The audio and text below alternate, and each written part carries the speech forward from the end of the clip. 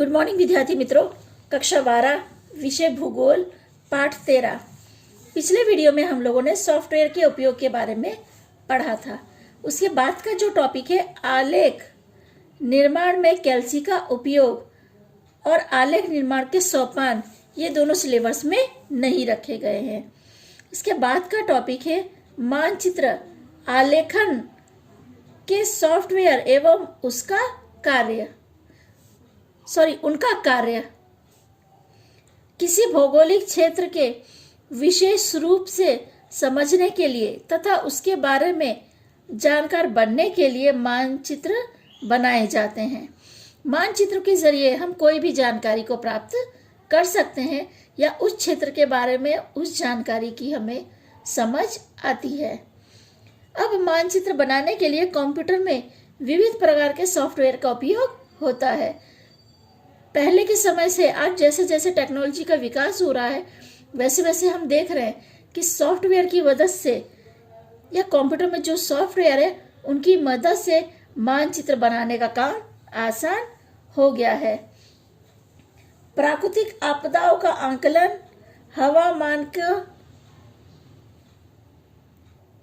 पूर्वानुमान, संसाधन संशोधन तथा उनकी प्राप्ति, फसल उत्पादन, मत्स्य क्षेत्र की खोज, मृदा आपदान की दरार, भूमिगत जल की गहराई आदि जानकारी पाने के लिए उपग्रही तस्वीर की सहायता एवं प्रोसेसिंग सॉफ्टवेयर के उपयोग से प्रक्रिया कर सामान्य मनुष्य भी समझ सके, इस प्रकार की जानकारी प्रदर्शित की जाती है। यानी जो जानकारी मिलती है उन जानकारी को पहले एकत्र किया जाता है। जैसे प्राकृतिक आपदा का आकलन, यानी पहले से उसके बारे में जानकारी होने पर व्यवस्थापन में भी मदद मिलती है।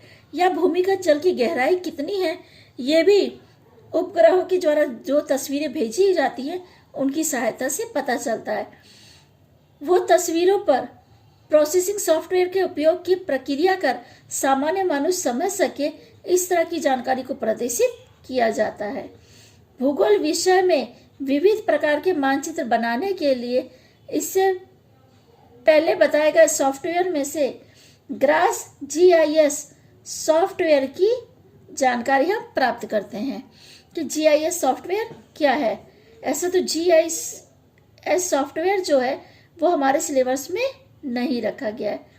GIS का फुल फॉर्म है जियोग्राफी इंफॉर्मेशन सिस्टम। यह है भू अवकाशी जानकारी के व्यवस्थापन और पृथक्करण के लिए भौगोलिक मानचित्र बनाने के लिए उपयोग में ली जा सके ऐसा सक्षम सॉफ्टवेयर है। ये ग्रास GIS की पूरी जानकारी है, या उसकी परिभाषा एक तरह से हम कह सकते हैं कि यह भू अवकाशी जानकारी के व्यवस्थापन एवं पृथक्करण के लिए भौगोलिक मानचित्र बनाने के लिए उपयोग में लिया जा सके ऐसा सक्षम सॉफ्टवेयर है। ग्रास सॉफ्टवेयर का उपयोग शिक्षा एवं व्यवसाय के क्षेत्र में तथा सरकार द्वारा किया जा सकता है। ग्रास GIS एक निशुल्क एवं ओपन सोर्स सॉफ्टवेयर है। दुनिया भर में अनेक उपयोगकर्ताओं के द्वारा बनाए गए मानचित्रों को देखने तथा नए मानचित्र निर्माण की सुविधा ग्रास द्वारा मिलती है। ग्रास द्विप्रमाणीय और त्रिप्रमाणीय अदिश तथा सदिश मानचित्र बनाने, तस्वीर पर प्रक्रिया करने तथा चित्रात्मक जानकारी का पृथक्करण करने के टूल दिए गए हैं। ये जो अभी मैंने आपको जानकारी दी, ये जानकारी ग्रास GIS के बारे में थी। हमारा अगला टॉपिक है कंप्यूटर सॉफ्टवेयर की मदद से मानचित्र निर्माण में होने वाले लाभ। पहला है सॉफ्टवेयर की सहायता से बनाए गए मानचित्र कम समय में कम खर्च में उपयोगकर्ता की आवश्यकता के अनुसार बनाए जा सकते हैं। यानी इसमें कम खर्च और कम पैसे लगते हैं, और उपयोगकर्ता यानी जिससे उपयोग करना उसकी सुविधा के अनुसार ये मानचित्र बनाए जाते हैं, या उसको जैसी आवश्यकता हो उस तरह के मानचित्र बनाए जाते हैं। दूसरा, इस नई टेक्नोलॉजी के कारण कम मेहनत से बनाने वाले मानचित्र रंगीन, आकर्षक और निश्चित प्रमाण में बनाए जा सकते हैं। तीसरा टॉपिक है इसका, इन मानचित्रों में जब आवश्यक हो तब आवश्यक परिवर्तन करना संभव होता है। अधिक सचोट जानकारी होने से यह अधिक स्वीकार्य है। आखिरी टॉपिक है हमारा, सॉफ्टवेयर में जानकारी के आंकड़े संग्रहित रखते हैं जिसमें आवश्यकता अनुसार परिवर्तन कर उनका तेजी से पुनर्निर्माण किया जा सकता है। ये सब जो हमने पढ़ा अभी, ये कंप्यूटर सॉफ्टवेयर की मदद से मानचित्र निर्माण में होने वाले लाभ थे। अब हम लोग जो टॉपिक पढ़ेंगे वो है भौगोलिक सूचना तंत्र, जिसे GIS यानी जियोग्राफिक इंफॉर्मेशन सिस्टम के नाम से जाना जाता है।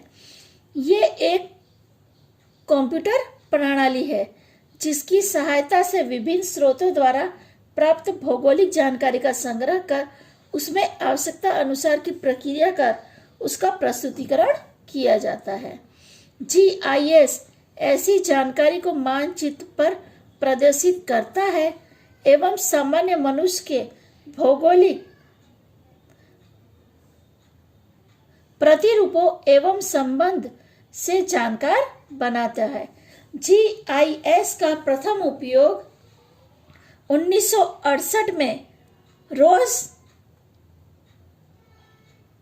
रोजर टॉमिल्सन द्वारा किया गया था। ये GIS आधारित प्रणाली है जिसके विभिन्न स्तरों की क्षेत्रीय जानकारियों के अवलोकन का संग्रह किया जाता है।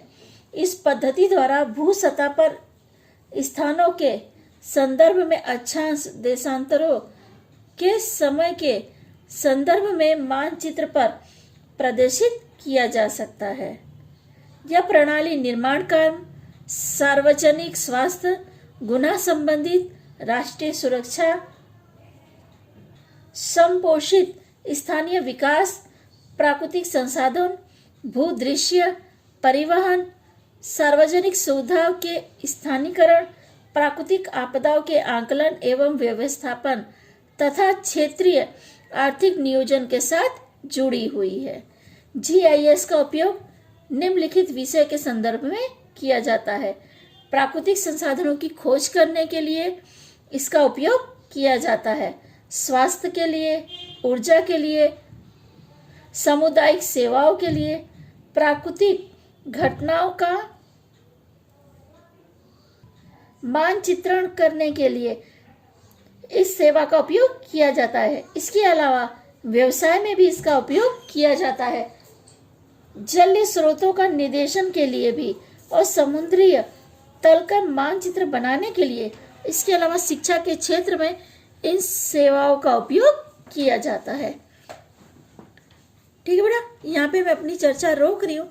आगे की चर्चा हम लोग अगले वीडियो में करेंगे।